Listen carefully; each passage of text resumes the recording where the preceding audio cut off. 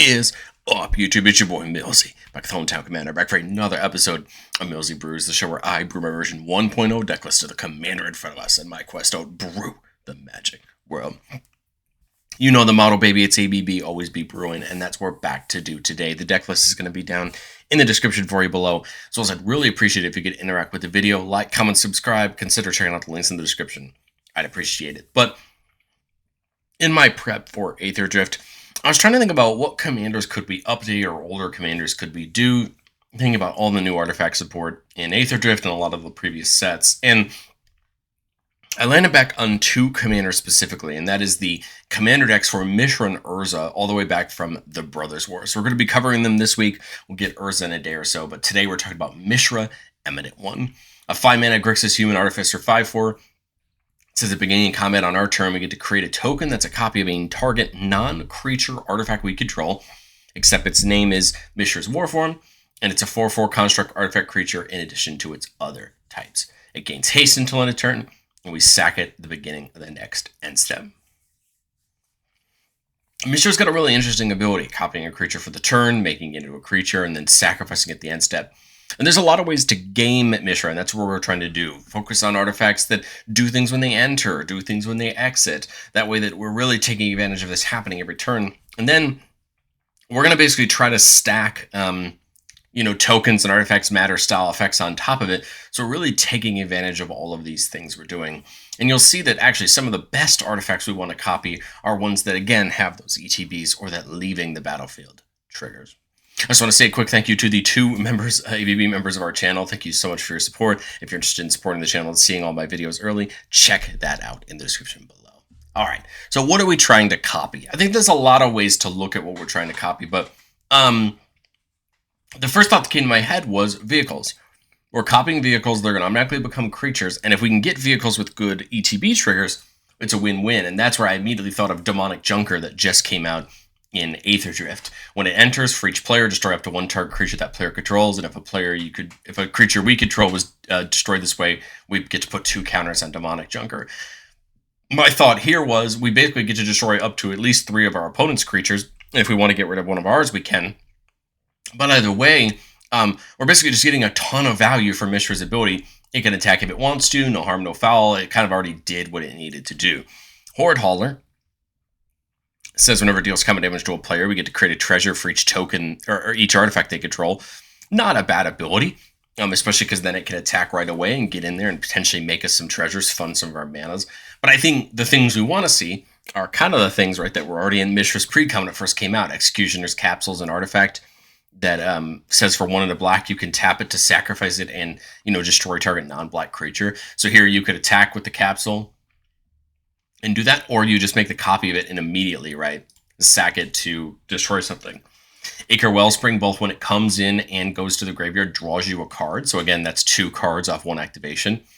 Mishra's Bauble can tap and sacrifice itself to look at the top card of a player's library and then draw you a card. Not as great, right, as the Wellspring, but it is an option. Portal of Phyrexia immediately on enters has each opponent sack 3 creatures. And then for the original one that's out, or if we have any ways to copy it, at the beginning of our upkeep, we get to put a creature from any graveyard on the battlefield under our control. Prize Statue makes a treasure when it comes in or leaves. Spine of Ishash destroys a target permanent when it enters the battlefield. And then when it leaves the battlefield, you return it back to your hand, but obviously the tokens aren't going to be able to go back to our hands. And then Tithing Blade, when it comes in, each opponent sacrifices a creature. Of course, not as good as destroying target creature, but it is still something that is relevant in the course of a game if our opponents only have a couple key creatures out. I think where we can take Mishra's ability and make it even better is rules that are going to take tokens and make them even better. So the first card that came to mind to me was the Master Multiply. This was a card I had done a deck tech for a while back when Doctor Who came out. But it says the legend rule doesn't apply to creature tokens you control. That's interesting, although it won't matter for Mishra because it's making a token and having it become a new name. But triggered abilities you control can't cause you to sacrifice or exile creature tokens you control. Well, bingo. This is going to stop Mishra from sacrificing the thing we make, meaning we can have more than one. We can keep it around, and that's really huge for certain abilities, right? Because then we can keep multiples of those things around. Determined iteration at the start of our combat populates. The really cool thing about here is because populate doesn't target, we can actually have this trigger after Mishra. Mishra makes the token, then the iteration goes off, making a copy of that same thing we just copied, and now, right, we get some extra value. And then Brutaclad, although it's a little odd, says the beginning of combat on your turn, you make a mirror, then you may choose a token you control. If you do, each other token you control becomes a copy of that token. You can technically, from what I understand of the rules, and I would love somebody to let me know in the comments if I'm wrong, have Mishra make a copy of something, then have Brutaclad go off, have it make the mirror, and then turn all of your tokens into that thing that you copied with Mishra. How that effectively going to work is that everything becomes a copy of that thing. Could be very good, but only the one you make with Mishra is going to auto-sacrifice itself. All the other Brutaclad tokens would not, because that rider was only given to it when it was created. So some interesting ways to play around with these tokens and really matter them. But I think where we really get to play around with them is making, is our artifacts, right? Caring about artifacts. We have Duretti, good way to get our artifacts back from the graveyard if they get put there by destroying them, but also we can draw 2 and discard 2 with his +2, meaning we could seed artifacts into the graveyard, have Mishra go off, make us a copy of that artifact, sack it to Duretti to get something big from our graveyard back, and now we're cheating in those huge portals and using them for these abilities. Tezzeret, his +2 is a huge ability, letting us deal X to each opponent, where X is the number of artifacts we control, and then we gain X life, and then actually our artifacts get a little bit cheaper, or our creatures get a little bit cheaper for our affinity to artifacts. Tezzeret has some other interesting abilities, but that +2 is really the reason why we want it. Master Transmuter lets us return an artifact we control to our hand, to put an artifact from our hand on the battlefield. Great way to take that thing that he copied, dump it back into our hand, and then put a big one down from our hand onto the battlefield. Mishra, Tamer of Mok'Val, is just going to give all of our permanents wards, sacrifice a permanent. I think this is an interesting ability, again, just to protect them a little bit. And then it gives all of our graveyard, things in our graveyard and unearth cost us to be able to bring them back for the turn. Same thing with Winter over there on the right. Just giving all of our artifacts ward, pay 2 life is just going to try to stop our opponents just that little bit of being able to target our things and just try to protect our board. And then Muzio lets us look at the top X cards of our library, where X is the highest mana value among artifacts we control, and we can put an artifact from among them onto the battlefield. So a good way to potentially go cheat out a big artifact and get it in under our control. War of Invention, right? That classic way to search your library for artifacts. Can go get those portals or those big top-end artifacts like Spine of Ishash, right? Get them in, and then that way we can copy them. The Omni Tool can make the Omni Tool and Cranial Plating are things that can make our creatures, potentially even Mishra, real threats, right? Giving them a buff for each artifact we control. Plating gets the ability for us to do it at instant speed to attach, which can really make something a threat, right, at instant speed if it's not blocked. And then the Omni Tool, whenever that creature attacks, lets us look at the top 6 and get an artifact from among them into our hands. So it helps us seed kind of future turns, right, of getting things in and making them relevant. Esoteric Duplicator is kind of a fun one. So it says whenever you sacrifice it or another artifact, you can pay 2. If you do, at the beginning of the next end step, you create a token that's a copy of that artifact. Well, because we're going to sacrifice that thing that Gonti made, we will trigger the Duplicator. We could pay 2 with the Duplicator, and then the beginning of the next turn, right, because it's already our end step at that point, we would get a copy of it and be able to get some real abilities, right? Gonti's Aether Heart gets some energy every time an artifact comes in, and we can pay 8 of it to take an extra turn. Just a very interesting ability, right? Can be used at a key time to get that extra turn to get ahead. And then Machine God's Effigy. It comes in as a copy of any creature on the battlefield, except it's an artifact, and it can add a blue mana. Just a very interesting ability. I think more often than not, it can be used to just make an extra copy of something we really like. But hey, maybe every now and then we can grab one of our opponent's creatures and take a big copy of it. Mirror Works lets us pay 2 to copy another non-token artifact that enters the battlefield under our control. I really like this one because, again, at key times, copying one of our real things from our hand we put down can be really big, and that copy sticks around, right? So that's pretty good. Sculpting Steel can come in as a copy of on any artifact on the battlefield. Can be used offensively, right? To copy one of our big artifacts. Could be used value-wise to copy a Mana Rock, maybe if we really need one. There's a lot of different options where Sculpting Steel can take advantage. And then Synthesizer, an artifact that I really love, and I'm putting in basically any deck I can as long as it can support the cost of it, because it's gone up while it's been in Standard. But it says whenever another artifact with mana value 3 or greater comes in, we get to make a construct. Now, Remember that when you create a copy of a permanent that's already on the battlefield, you get to copy the mana value when you make the token. Meaning that if you copy an artifact with Mishra that's mana value 3 or higher, you're going to target synthesize and you're going to get a construct out of it. And those constructs are great. We want them. They get bigger as the game goes on, and they become a nice threat for our opponents. But I've said it before on the show, and I'll say it again. No deck's ever complete. This is my version 1.0 shot at Mishra, and I think there's a lot of things to learn in testing, which is, do we need more of these artifacts that give us big value? My thought was something like Mycosynth Wellspring, which just didn't make it into my list, but is one I know that was both in the precon and very well loved in this style of deck, getting you a basic land whenever it comes in or gets put to the graveyard.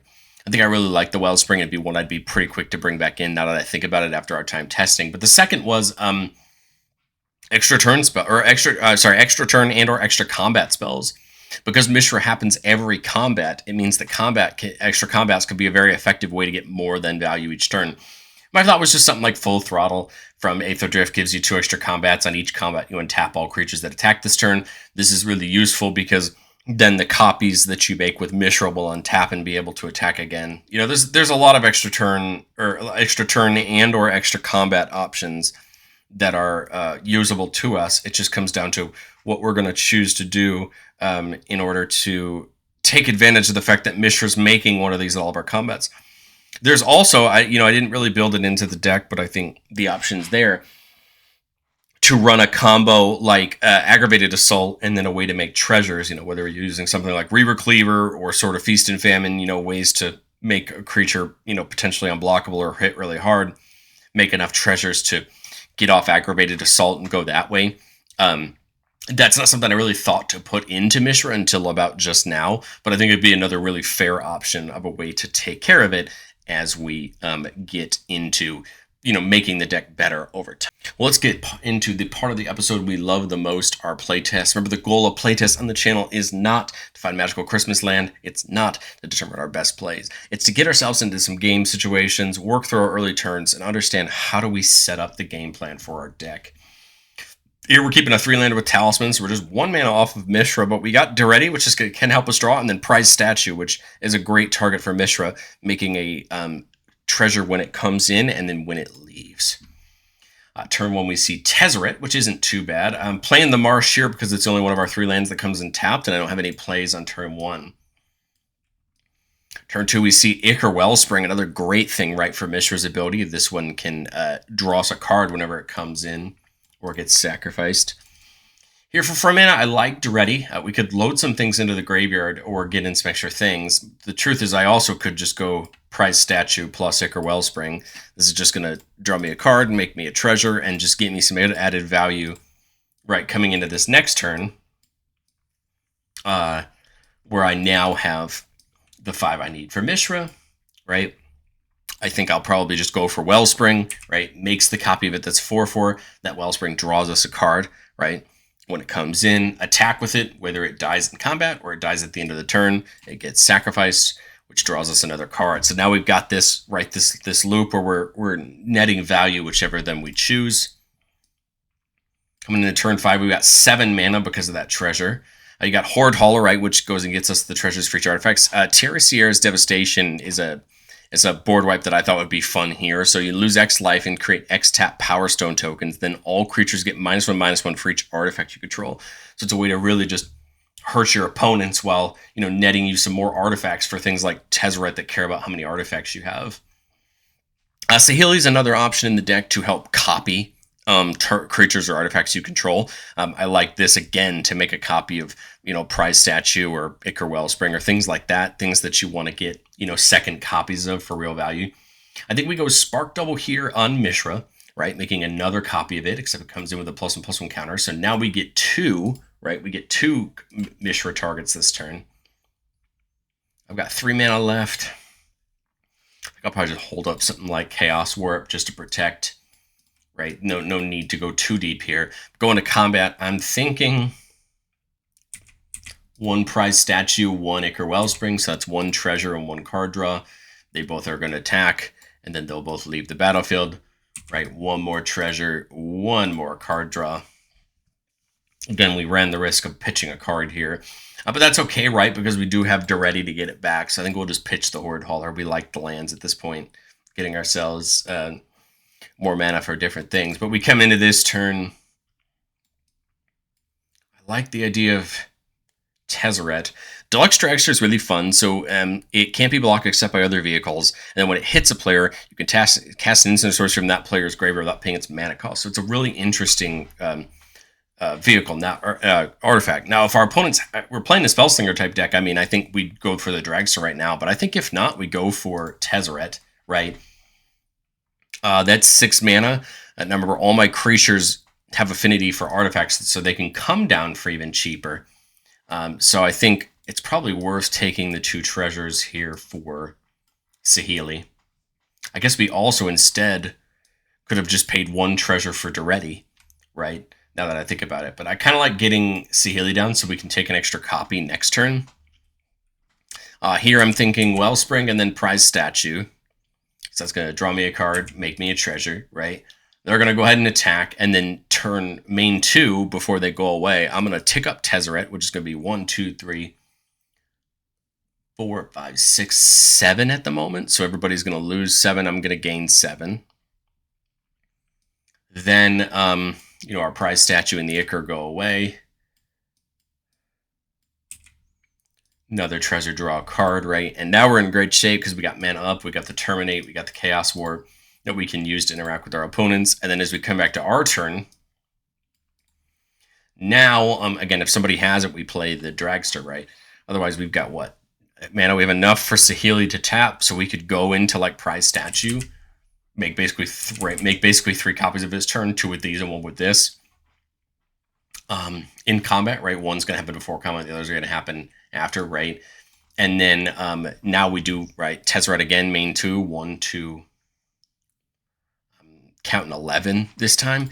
And I think you can just start to see where this board state, right, is going to start growing as we do it. And I think that's the goal, right, of the deck. Getting into playtest number 2, keeping a 3-lander with Arcane Signet, on the Machine, Mirrorworks, and Gonti. So we're just a couple mana off. Oh, there we go. There's our last mana we needed for Mishra. Now it's just going to see what we can do to build this board state as we get up.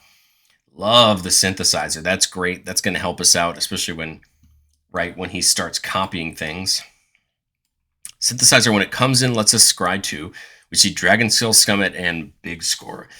I like Big Score. Good way to draw, make ourselves a couple treasures. At this point, I think we're looking to what? Try to get Mirrorworks down?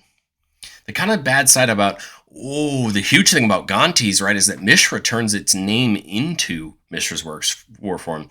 So I think if we have enough energy with Gonti's, we could potentially take a bunch extra turns with that. That's a good thing to keep in our back pocket, right? Because I don't think I even realized that. Its name is Mishra's War Form. Man, I wish I don't think I even caught that in testing, but that's good to know. I like that, and I think we'll just move into our next turn. So here we're at 5. My thought is, like, do I put Mirrorworks down and just make a construct just to have something sitting around, or do we play Mishra and wait? Because the thing is, Mishra doesn't have to attack for its ability. I think I'll play Mirrorworks and get the construct. And then come into our next turn, play Mishra, right? Go to combat, make a copy of the Mirrorworks, so it makes another construct. And then, right, take our attacks. The point is, right, we're making the construct. And then here on turn 6, now we've got 7 mana and some constructs. I like the idea of the Gonti's here. Again, I don't want to pay for the copy, right? Because obviously it's legendary. But whenever Aether comes in, right, we get 2 energy. So my thought is, as long as we can produce enough energy per turn, right, we could technically, ideally take, right, infinite turns if we could produce enough energy per turn with the Gonti's Aether Hearts and, sacrifice the one that we make, right? So that was 6. That's pretty much our whole turn. I guess I would just... I say so the Synthesizer is another, so it doesn't really matter. Make a copy of the Mirrorworks. That makes a construct. So that's, right, 4 more artifacts, 4 more energy. So you can start to see where this is going to get, right, potentially out of hand. Take the attacks. Now the constructs are getting bigger. So really, the thing now is, right, our opponents just got to stop us on printing these, right, these artifacts like how we're doing. I love the idea of something like Saheeli, just to do that. I think I had one with the machine here that draws me, what, 6? Get a land down. And then we're set up for next turn. Again, same thing, Mirror Works. We could actually take an extra turn now with Gonti's. So my thought this turn is copy of Gonti's construct, 8. This copy of Gonti's would actually see this construct come in, getting us to 10, right? Sack this Gonti now to its ability. Go down to 2, right? Go to our next turn. Right, and the point is these constructs they're just getting bigger every turn. You know, we're presenting a loop where someone needs to really get rid of Mishra. That's the key at this point. Saheeli can make a copy of really anything. I think it makes sense to make the copy of the synthesizer. That gets us 2, right?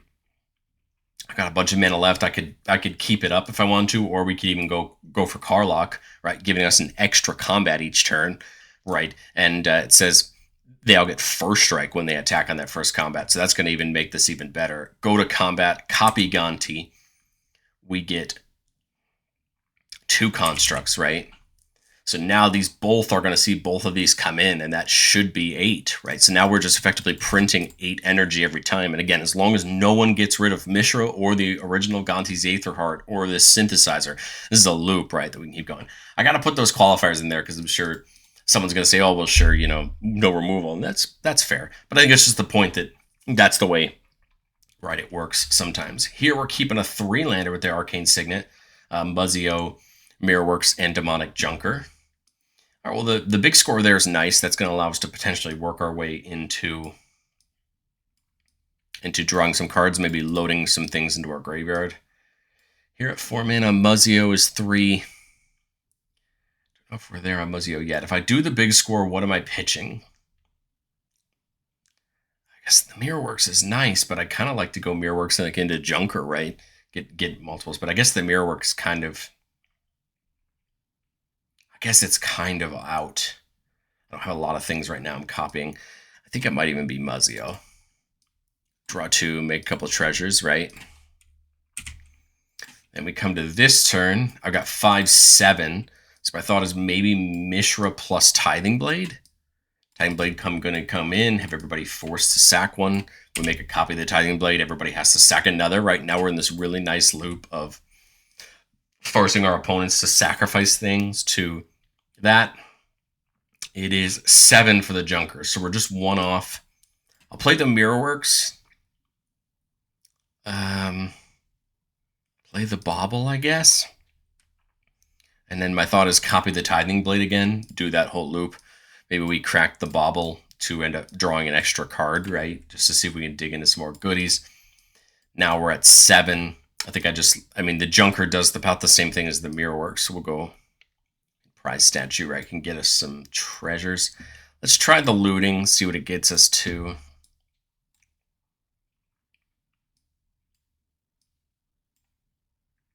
I think I just like the...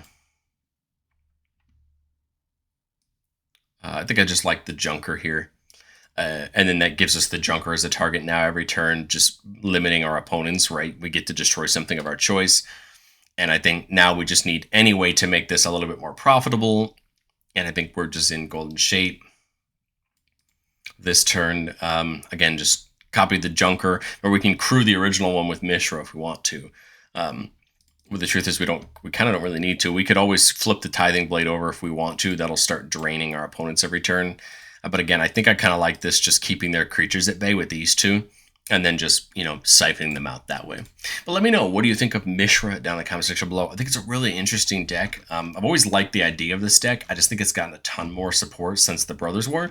And it might even be something I'd be willing to try. I just like this idea of copying the right thing. But let me know what you think, and I will catch you all in the next